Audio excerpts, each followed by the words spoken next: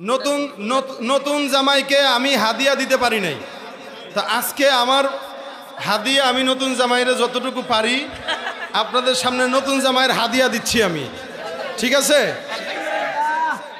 কই পকেট কই?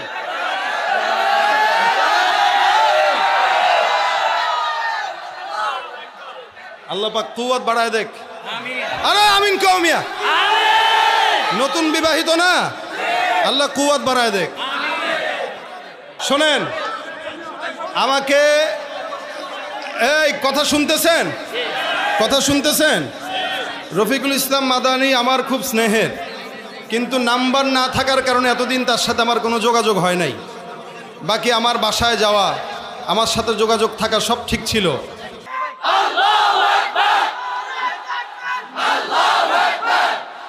বহুত অসুস্থ সে, কারণ দীর্ঘ এতগুলো সময় জেলখানায় থাকার পরে মিনিমাম তার 1 মাস 2 মাস রেস্ট নেওয়ার দরকার ছিল। আপনারা সেটা দিচ্ছেন না।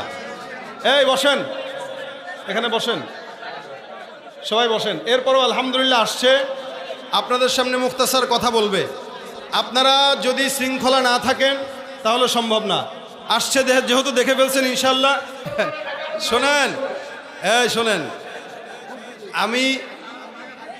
আমি আমার দায়িত্ব মাদানী সাহেবের কাছে দিয়ে যাচ্ছি। সে কিন্তু ইদানিং ভালো গজল গাইতে পারে, শুনছেন না আপনারা? ঠিক আছে, আমি শোনাচ্ছি, চুপ থাকেন আপনারা, খামোশ থাকেন, কথা বলবেন না, সবাই খামোশ, সবাই খামোশ।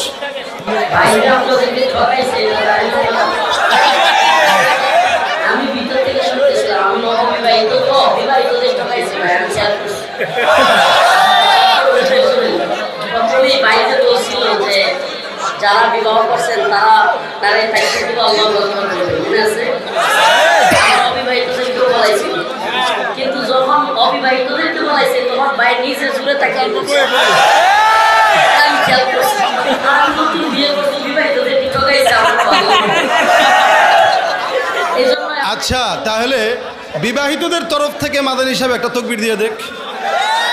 নতুন বিবাহিত, নতুন জামাই না, সে কি নতুন জামাই?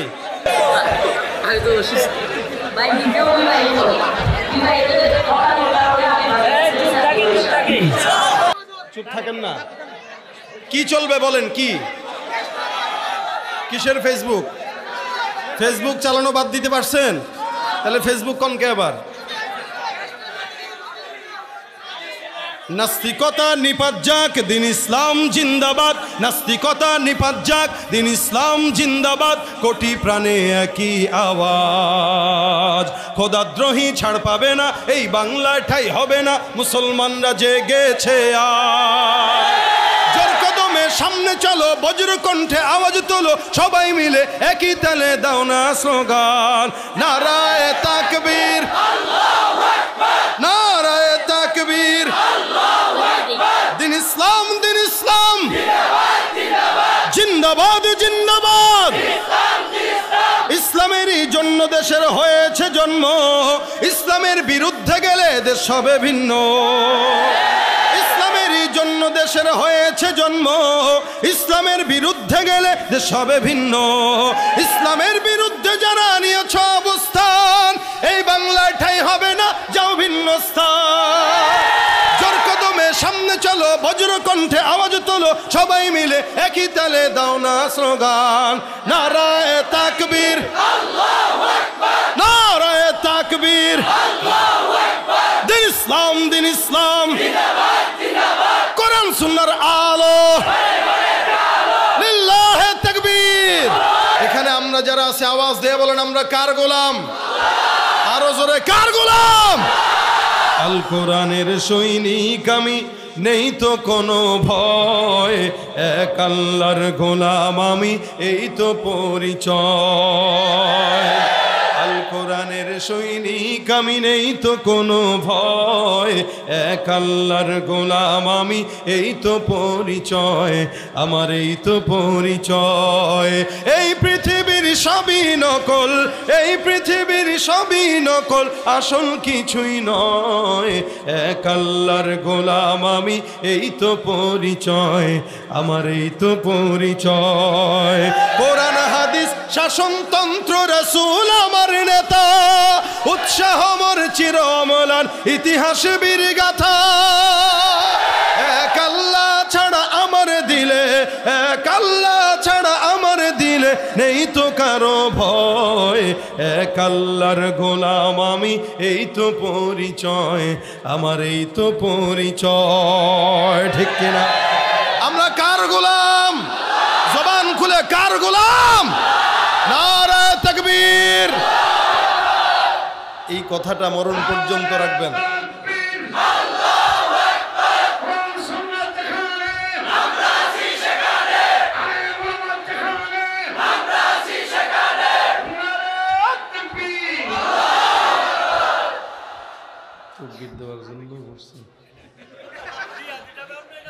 জিহাদি স্বপ্নে দেখছেন, স্টেজে বসলেও জিহাদ করে, পাশে থাকলেও জিহাদ করে। এরকম মুজাহিদ একটা হইলে যথেষ্ট। আপনাদেরকে শিখাইলো কেমনে তাকবীর দেওয়া লাগে, ঠিক না? আমার জন্য তো উনি দোয়া করছে, আমিও দোয়া করা উচিত না? আল্লাহ ওনার হায়াতে সুস্থতা দান করো, কণ্ঠে জজবা দান করো, ইমানে নূর দান করো। ও ভাই, তাহলে ভয় রাখবো কার জন্য? আল্লাহ পাকের জন্য।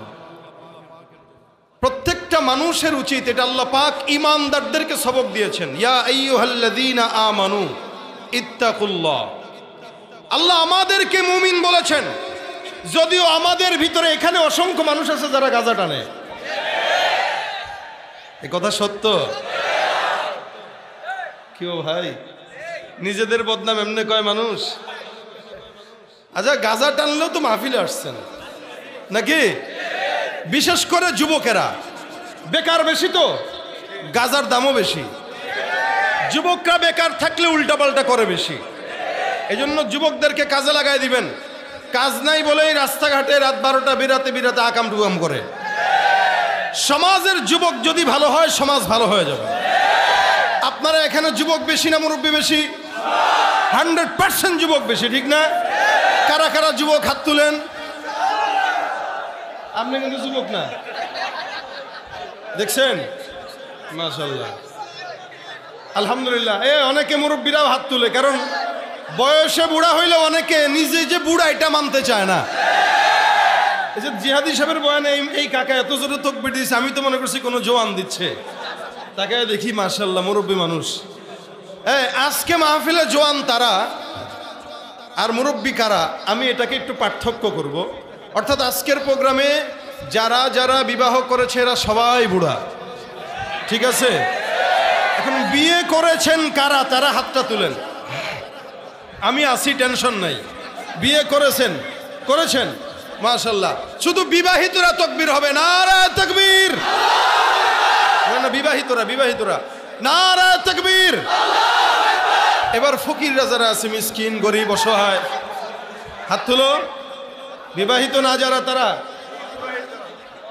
অবিবাহিত, আওয়াজ কি বেশি হবে না কম? নারে তাকবীর, নারে তাকবীর। মাশাআল্লাহ। আমার জওয়ানদের আওয়াজ বেশি না কম? হ্যাঁ, এরা যদি ইসলামের আওয়াজ দেয় তো সিংহের মতো দিতে পারে। এরা যদি উল্টাপাল্টা করে তাহলে এদেশের সবচাইতে বেশি খারাপ যারা, এরাই তারা হয়। সুতরাং আমি বলতে চাই, সমাজ পরিবর্তনের জন্য যুবকদের এগিয়ে আসা দরকার আছে না নাই? মুরব্বীদেরকে দিয়া দোয়া হয়, পথ দেখানো হয়, কাম হয় না। কেন জানেন? আমরা এর আগে অনেক ভিডিও দেখেছি, আপনারা দেখেছেন কিনা আমি জানি না। বহু বছর আগে একটা ভিডিও দেখেছি, কোনো এক এমপি বা মন্ত্রী হবে, সে বক্তব্য দিচ্ছিল। বক্তব্য দিতেছে, হুট করে প্যান্ট খুলে গেছে। পাশ থেকে সাইড থেকে একজন কয়, স্যার স্যার স্যারের প্যান্ট খুলে গেছে, উঠা। আরেকজন ধরে প্যান্ট উঠায় দেয়, স্যারের হুঁশও নাই, প্যান্ট খুললো যারা উঠাইলো। তাহলে যেই ব্যক্তি নিজের প্যান্টের দায়িত্ব নিতে পারে না, সে সমাজের দায়িত্ব কিভাবে নেবে? আর যুবকদেরকে সমাজের দায়িত্ব দেন। 10 জন যুবক যদি একসঙ্গে হয়, মাথায় পাগড়ি উঠে যায়, শহীদি তামান্না নিয়ে দিনের পথে যদি রায় হয়ে যায়, দেখবেন এই সমস্ত যুবক দিয়া এই এলাকাটা শান্তির করতে 1 মাস দরকার, বেশি সময় লাগবে না। এরা যদি চায় এলাকায় কোনো সুদ চলবে না, ঘুষ চলবে না, দুর্নীতি চলবে না, চাঁদাবাজি চলবে না, যুবকরা এক হবে তো এলাকা শান্তির হতে সময় লাগবে না। এজন্য যুবকরা এলাকার জন্য, ইসলামের জন্য তৈয়ার থাকবেন তো ইনশাআল্লাহ। এরপরে আল্লাহ পাক আমাদেরকে বলেছেন, হে মুমিনেরা, ইয়া আইয়ুহাল্লাযীনা আমানু, যদিও আমরা গুনাহ করি, যদিও আমরা নাফরমানি করি, যদিও নামাজ পড়ি না, যদিও ঘুষ খাই, সুদ খাই, সুদের কারবারি তো এলাকায় ভরেই গেছে। কাকার কাছে টাকা চাবেন, চাচাকে 10,000 টাকা দেন, কাকা বলবে বাবা একটু আগে একজন নিয়ে গেছে, তুমি যদি আর একটু আগে চাইতা তাহলে তো দিতে পারতাম। ভাতিজা বুঝে কোন জায়গায় টিপ দিলে কাকা টাকা বের করে, হুট করে টিপ দিয়ে কয় চাচা 1000 টাকা বাড়ায় দিব না, দিয়ে দেন। চাচা কয় দেখি তোমার চাচির কাছে আসেনি, কেউ এতক্ষণ টাকা বের হয় না, এখন কয় চাচির কাছে আসেনি। আসলে চাচি টাচি কথা না, কথা হইল সুদ। সুদ পাইছে তো টাকা, কাকার মন মানসিকতা খুশি হয়ে গেছে। এরপরেও আল্লাহ পাক বলে, ইয়া আইয়ুহাল্লাযীনা আমানু, হে মুমিন। একটা মুমিন যদি কেউ দাবি করে ঘুষ খাইতে পারে, মুমিন কেউ দাবি করলে সুদ খাইতে পারে, মুমিন কেউ দাবি করলে জিনা ব্যভিচার করতে পারে, মুমিন কেউ দাবি করলে দুর্নীতি করতে পারে, মুমিন কেউ দাবি করলে রোডের পরিবর্তে রোডে বাস দিতে পারে। এরপরেও আল্লাহ বলে মুমিন। তার মানে আল্লাহ বান্দাকে বড় মহব্বত করে এই ডাকটা দিয়েছেন, ইয়া আইয়ুহাল্লাযীনা আমানু। জানি তোমরা গুনাহ করবা, এরপরেও আমি আল্লাহ বলি, হে মুমিনেরা ইত্তাকুল্লাহ। এটা আমি আল্লাহ পাকের তরফ থেকে তোমাদের জন্য সবক। আল্লাহ পাক মুমিনদেরকে তাকওয়া অর্জন করার কথা বললেন, কাফেরদেরকে বলেন নাই, বেঈমানদেরকে বলেন নাই। যেখানে যে মাদ্রাসা, অনেক মানুষ মাদ্রাসায় ছাত্র দেওয়ার পরে বলে হুজুর আগে তো ভালো ছিল, মাদ্রাসায় ভর্তি দেওয়ার পরে এখন দুষ্ট হয়ে গেছে, বেশি দুষ্টামি করে। মাদ্রাসার ছেলেরা একটু দুষ্ট বেশি হয়। বলে কেন হয়? কারণ আছে। কারণ হইল শয়তান তো আর স্কুলের ছেলের কাছে যাবে না, ওরা তো চাবি দিয়ে রাখছে জন্মের পরে। মাদ্রাসায় যে ভর্তি হয় 24 ঘন্টা কোরআন তেলাওয়াত করে, শয়তানকে আঙ্গুল চুষবে? শয়তান চিন্তা করে, কারণ মনে রাখবেন গাছে যদি বড়ই থাকে মানুষ ঢিল দিবেই। ঠিক ইমানদারের দিলে যদি ইমান থাকে শয়তান ঢিল দিতে চাবেই। এই জন্য মাদ্রাসার ছেলেরা দুষ্টামি করে ঠিকই, নাফরমানি করে না। আর স্কুলের ছেলেরা দুষ্টামি কম করলেও করে সমস্ত নাফরমানি কাজ। আল্লাহ পাকও এই কারণে মুমিনদেরকে বলছেন তাকওয়া অর্জন করো। মুমিনরা তো এমনি মুত্তাকি। আল্লাহ বলে না না, মুত্তাকি হইলেও এদের পথভ্রষ্ট হওয়ার সম্ভাবনাটা বেশি, কারণ ঈমান আছে যে ভিতরে। এই কারণে সতর্কতা আমি আল্লাহ পাক বললাম, ইয়া আইয়ুহাল্লাযীনা আমানু ইত্তাকুল্লাহ। মুমিনরা তোমরা তো এমনিও মুমিন ইমানদার, এরপরেও বলতেছি হয়তো রাস্তায় বের হলে নারীর ফিতনা তোমাকে গ্রাস করতে পারে, ওই সময়টা ইত্তাকুল্লাহ। হয়তো টাকার কারণে, সম্পদের কারণে সুদ খাইতে পারো, ওই সময়টা ইত্তাকুল্লাহ। হয়তো টাকার লোভে চাকরির দিতে যায় ঘুষ 10 লাখ টাকা নিতে পারো, ওই সময়টা ইত্তাকুল্লাহ। হয়তো চোখের জেনা করতে করতে যায়, অন্তরের জেনা করতে যায় শারীরিক জেনা লিপ্ত হইতে পারো, ওই সময়টা ইত্তাকুল্লাহ। অর্থাৎ হার হালতে তুমি তোমার জিন্দগিতে চলতে গেলে একটা কাঁটাযুক্ত পথে নিজের পাকে যেভাবে বাঁচায় বাঁচায় চলো, ঠিক জিন্দগিতে ইমানের পথে চলতে গেলে প্রত্যেকটা গুনাহ থেকে নিজেকে ভয় করে ইত্তাকুল্লাহ এই সবকটা মাথায় নিয়ে পরিচালনা করবা। এটাই আমি আল্লাহ পাকের তরফ থেকে তোমার জন্য আদেশ। সুবহানাল্লাহ। আল্লাহ বলছেন তাকওয়া অর্জন কর। যদিও বান্দারা চলতে ফিরতে হার হালতে নামাজও পড়ে, গুনাহ করে, রোজাও রাখে, গুনাহ করে, হজও করে, গুনাহ করে, মাদ্রাসার মুতাওয়াল্লি ওদিক দিয়ে ঘুষও খায়, মসজিদের মুতাওয়াল্লি সুদও খায়, এমন কোনো গুনাহ নাই এই বর্তমান সময় করতেছে না। আর গুনাহ এক সময় করতে টাকা খরচ করা লাগতো, এখন টাকা খরচ করা লাগে না, আঙ্গুল দিয়েই চলে। এক আঙ্গুল দিয়েই সব হয়। এক সময় গুনার জন্য এলাকায় যাও, সিনেমা হল খুঁজো, টাকা জোগাড় করো, টিকিট খরিদ করো, এরপরে যাও। আর এখন কিচ্ছু লাগে না, কম্বলটা মুড়ি দিলেই গুনাহের সমস্ত আসবাব আমার হাতেই আছে, ঠিক কিনা? এই জন্য আল্লাহ বলেন, ইয়া আইয়ুহাল্লাযীনা আমানু ইত্তাকুল্লাহ। ওই সময় আল্লাহকে ভয় করো। কাকে ভয় করব? জবান খুলে বলেন কাকে ভয় করব? আল্লাহ। তাকওয়া অর্জন করা প্রত্যেকটা ইমানদারের দায়িত্ব। আজকে সমাজে যুবকদের ভিতরে যদি ভয় থাকতো, এটা কোন যুবক মাথার চুলকে চতুর্দিকে টাক্কু করে উপর দিয়ে চোখা রাখতে পারতো না। আমার চোখ যত দূরে যায় অনেক চুল দেখতেছি আমি এরকম। এখন অনেকে মাথা ঢাকবে, টুপি পরবে, কিন্তু বাটপারি করে লাভ নাই। আয়নার সামনে দাঁড়ায় দেখেন তো আপনারা মানুষ লাগে নাকি চিড়িয়াখানার কোনো জন্তুর মতো লাগে। এমন প্যান্ট পরে, সামনে ছিঁড়া, পাছায় ছিঁড়া, আজীব অবস্থা। এই তো হাঁটু হাঁটু ছিঁড়া, দেখলে মানুষ মনে করে হুন্ডা অ্যাক্সিডেন্ট করছে, এই কারণে পায়জামা ছিঁড়ছে। চাষি ডাক দেয়া বাতিজা কি ব্যাপার, প্যান্ট ছিঁড়া কোন জায়গায় অ্যাক্সিডেন্ট করছো? শুনলাম অ্যাক্সিডেন্ট করছো। বলে না তো, যে প্যান্ট ছিঁড়া। আরে চাষি কি বলে এগুলা, এটা কি ছিঁড়া বলে? এটা তো স্টাইল, বসুন্ধরার থেকে 3000 টাকা দিয়ে কিনছি।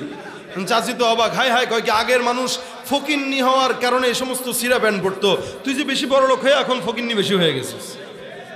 চুলের দিকে তাকায় দেখবেন চতুর্দিকে টাক্কু, উপর দিয়ে চোখা মুন্সি, চুলের কালার রাখছে ঘোড়ার লেজের কালারের মতো। আছে না নাই? হাতের ভিতরে চুড়ি আছে, কানে আছে দুল। ওর চেহারা দেখলে বুঝার কোনো উপায় নাই এটা কি মানুষ না চিড়িয়াখানা থেকে পলানো একটা জন্তু। কথা বলেন ঠিক কিনা? মুরব্বীরা দেখে আর আফসোস করে বলে, আহারে জামানা আগের মতো নাই, পরিবর্তন হয়ে গেছে।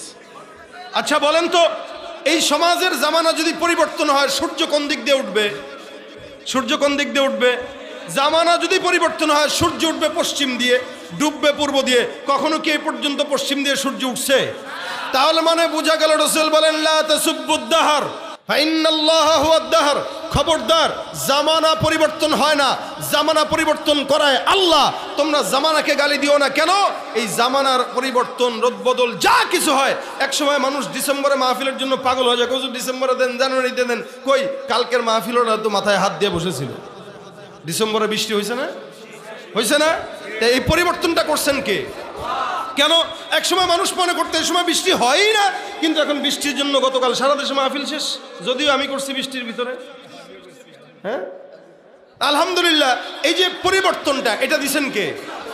এখন জামানা পরিবর্তন হয় না, পরিবর্তন হয় কারা? আমরা। জোরে বলেন, পরিবর্তন হয় কারা? আগে মানুষ ছিল, এখন অধিক আধুনিকতার নামে গরু ছাগলে রূপান্তরিত হয়েছে, ঠিক কিনা?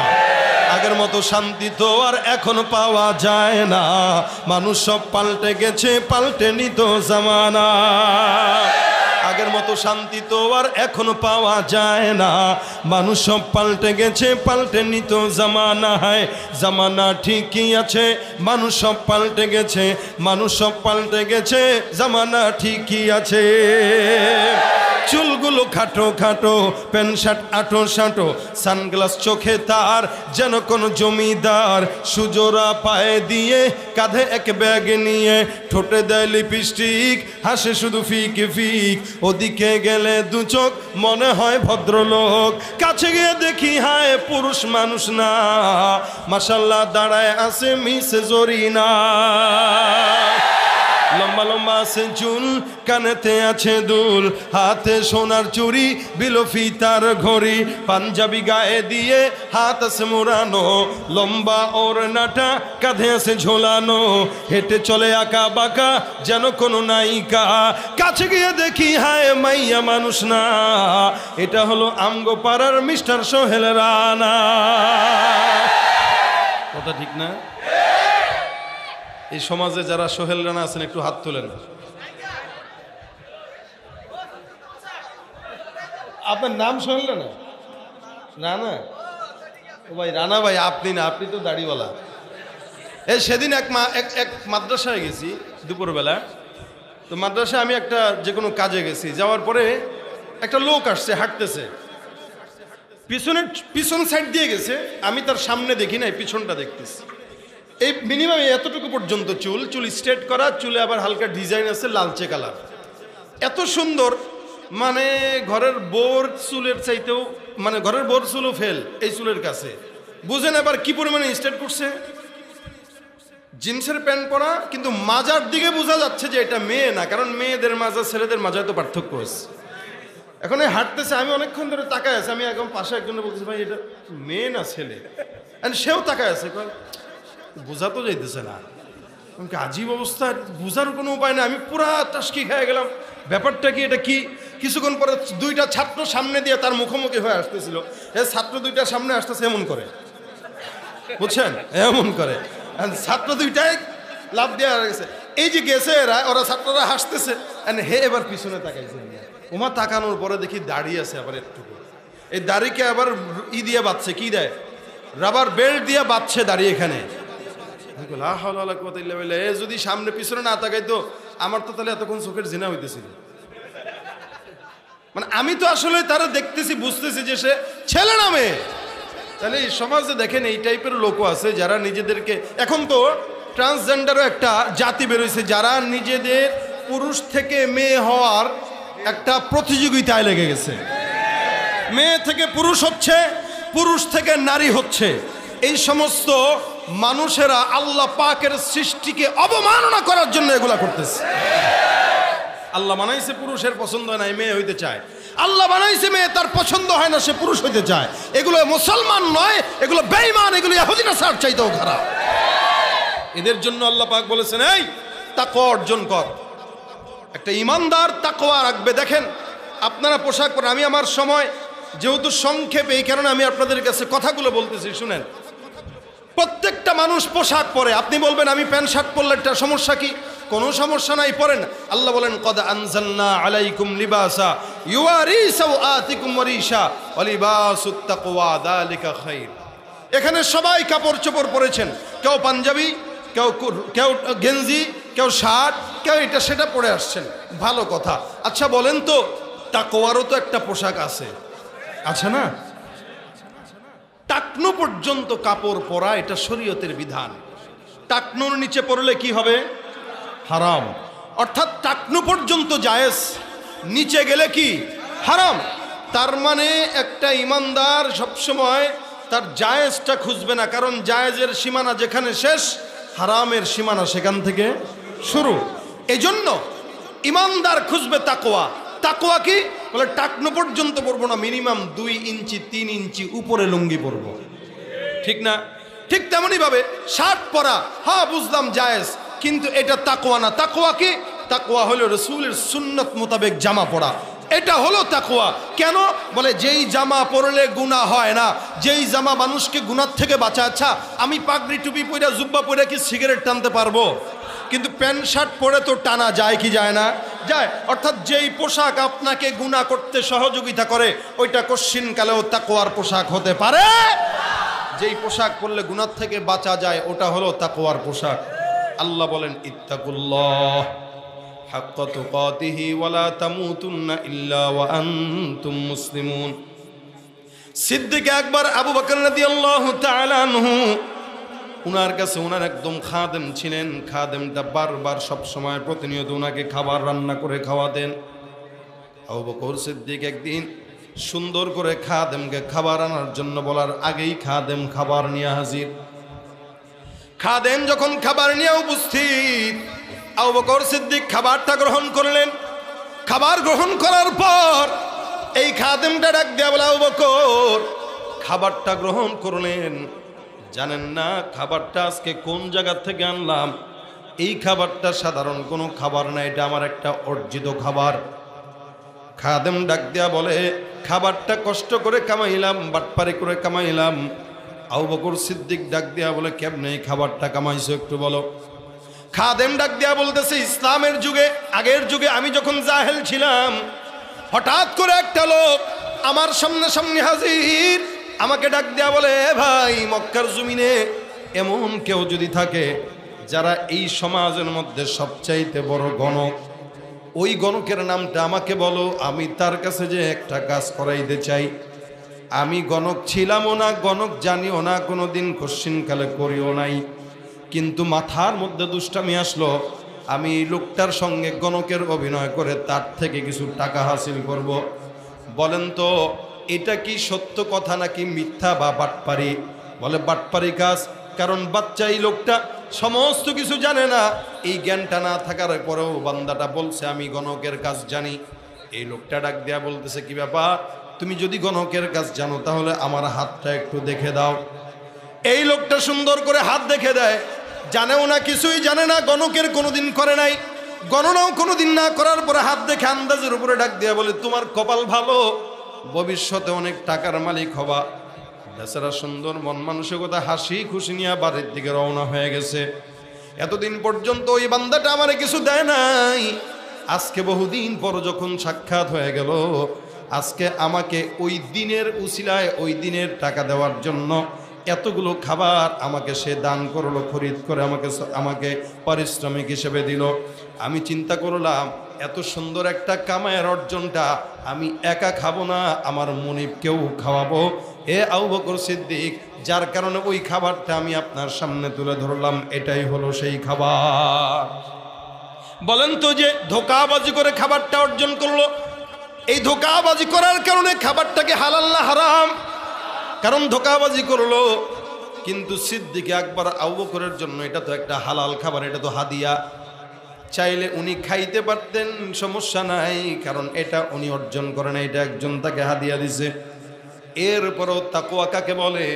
আবু বকর সিদ্দিক রাদিয়াল্লাহু তাআলা আনহু মুখের মধ্যে সুন্দর করে আঙুল ঢুকায় দিয়া সমস্ত খাবারগুলো বমি করে সাথে সাথে জমিনের মধ্যে বের করে দেয়। সব খাবার বের করে দিয়ে বলতেছে, এবার খাদেম রে, তোর সাহস তো কম না, তুই আমার এরকম একটা হারাম খাবার খাওয়াইলি। কয়, হুজুর আমি তো বুঝতে পারিনি, আমি ভাবছি আপনি খুশি হবেন। আবু বকর সিদ্দিক ডাক দিয়ে বলে, এটা আমার জন্য যদিও হালাল, আমি কেন খাইলাম না? বলে, আমি তাকওয়া অর্জন করি। নবী করিম বলেন, আল্লাহর কাছে বান্দার ভিতরে সবচাইতে দামি হতে চাও, একটা কাজ করো, ইত্তাকিল মাহারিম, বান্দারা হারাম থেকে বাঁচো। কেন? হারাম থেকে বাঁচার মাধ্যমে একটা বান্দা ইমানদার হতে পারে। আমাদের দেশের কিছু কিছু মানুষ আছে, নেতা আছে, কিছু কিছু বান্দারা আছে, এরা ডান দিয়ে আসলেও খায়, বাম দিয়ে আসলেও খায়, টেবিলের নিচ দিয়ে আসলেও খায়, উপরের দিয়ে আসলেও খায়, ঠিক কিনা? ওরা হলো দেশের লাগি মহামারীর মতো করে যে টান টান, ওরা শিক্ষিত শয়তান, ওরা শিক্ষিত শয়তান, ওরা শিক্ষিত শয়তান, ওরা শিক্ষিত শয়তান, ঠিক কিনা? দুর্নীতির ওই আখড়ায় বসে, দুর্নীতির ওই আখড়ায় বসে জাহির করে জ্ঞান, কলম দিয়ে কামায় টাকা, ধরে সাধুর ভান, ওরা শিক্ষিত শয়তান, ওরা শিক্ষিত শয়তান, ওরা শিক্ষিত শয়তান। পীরগিরি আর মাজার পূজা চলছে দেশটা জুড়িয়া, শিরকি আর ভণ্ডামিতে দেশটা গেছে ভরিয়া। পীরগিরি আর মাজার পূজা চলছে দেশটা জুড়িয়া, শিরকি আর ভণ্ডামিতে দেশটা গেছে ভরিয়া। গাজার কলকি টান মারিয়া, গাজার কলকি টান মারিয়া দেখায় খাজার শান, ওরা শিক্ষিত শয়তান, ওরা শিক্ষিত শয়তান, ওরা শিক্ষিত শয়তান, ঠিক কিনা? শিক্ষাঙ্গনের দিকে ভাইরে দেখো না চোখ মেলিয়া, ছাত্ররা সব বই ছাড়িয়া থাকে শুধু প্রেম লইয়া। এটা আছে না নাই? এখন স্কুলে গেলে আলু ভর্তা বানানো শিখতে পারবেন। এটা একটা ভালো ভালো কথা, কিন্তু ভালো কথা কেন জানেন? ভাই কথা শুনতেছেন তো, বুঝতেছেন? যদি আমি আমার কথা বুঝতেছি কম, কারণ আপনারা সব ব্লক করে দিছেন। দেখেন, আলু ভর্তা শিখানো, বানানো শেখা একটা ভালো জিনিস। কারণ মানুষ যদি শিক্ষিত হয় আর কেউ যদি সমাজে অবিচার করে, অত্যাচার করে, তাহলে তো শিক্ষিত মানুষ কোনোদিন বসে থাকতে পারে না, ওইটার প্রতিবাদ করে। কি করে? আপনারা কি অন্যায়ের প্রতিবাদ করেন কি করেন না? সবাই করেন। যদি আপনাদের সামনে অন্যায় হয়, প্রতিবাদ করবেন। এটা একটা মানুষের শিক্ষার মর্যাদা, শিক্ষার তাগাদা, যে যেখানে অন্যায় হবে সেখানে কি হবে? প্রতিবাদ হবে। এখন এরা চিন্তা করছে, যেহেতু শিক্ষিত হয়ে এরা খালি আমাদের প্রতিবাদ করে, সুতরাং এদেরকে এখন শিক্ষার থেকে নিচে নামায় বাবুর্চি বানা দিতে হবে। এজন্য আলু ভর্তা বানানো শিখ, কয়দিন পরে সাইকেল টিং টিং টিং টিং দেওয়া শিখবি, কয়দিন পরে তোদেরকে বানর বানানো শিখাবো। আর শুধু বানর বানানো শিখাবো না, তোদেরকে বানর বানায় দেবো। যা, তুই বানর, তোর বাপে বানর, তোর 14 গোষ্ঠী বানর। এর আগে একজন বানর বানায়, এখন কেউ আলু ভর্তা বানানো শিখায়। আমি জানি না আপনারা কি এরপরও আপনাদের সন্তানদেরকে স্কুলে দিবেন নাকি মাদ্রাসায় দিবেন? কোথায় দিবেন বলেন? যে সমস্ত শিক্ষা ব্যবস্থার যা হাল হইতেছে, নাস্তিকরা যা করতেছে, এই দেশের শিক্ষা এখন নিরাপদ নয়। এই শিক্ষা অর্জন করা নাস্তিক হওয়া সমান কথা, কোনো পার্থক্য নয়।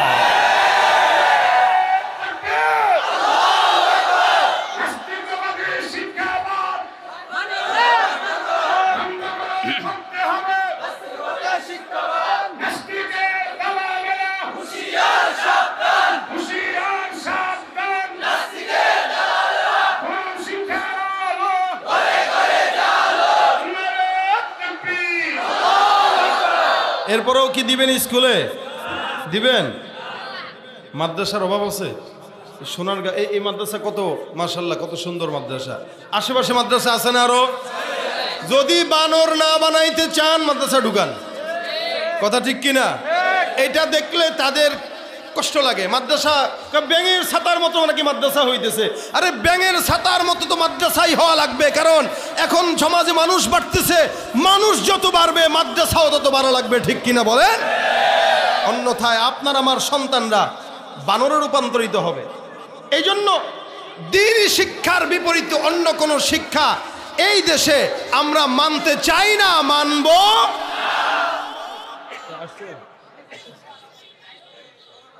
তা ভাইরা আমার, দেখেন সমাজের যেই সমস্ত অবস্থা, এই সমাজ ঘুণে ধরা সমাজ হয়ে গেছে। পৃথিবীর বয়সও বাড়তেছে, বয়স বাড়ার সাথে সাথে মানুষগুলো গরু ছাগলে রূপান্তরিত হয়ে যাচ্ছে। এই সময়ে দ্বীনি শিক্ষার বিপরীতে অন্য কোনো শিক্ষা আপনার আমার জন্য কল্যাণকর নয়।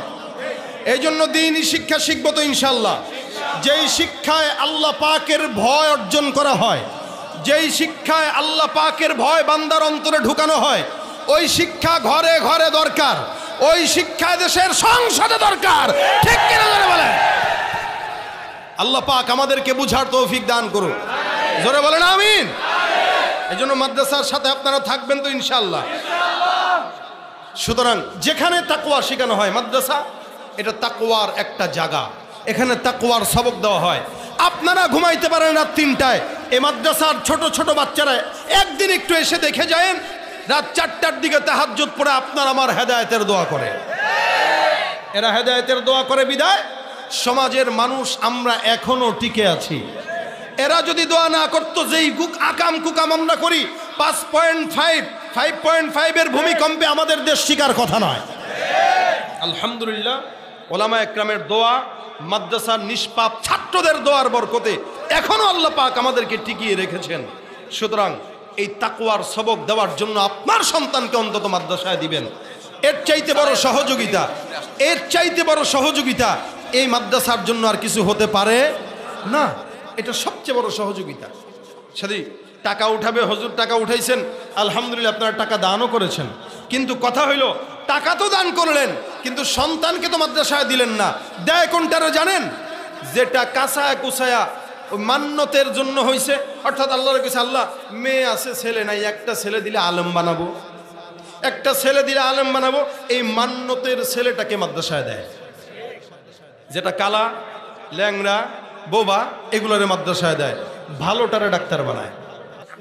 আচ্ছা দেখেন, আমি যেটা বলতেছি, যদি ভালো সন্তান যেটা, এটাকে যদি মাদ্রাসায় দিত তাহলে আরো বেশি ফায়দা হইতো, ঠিক না?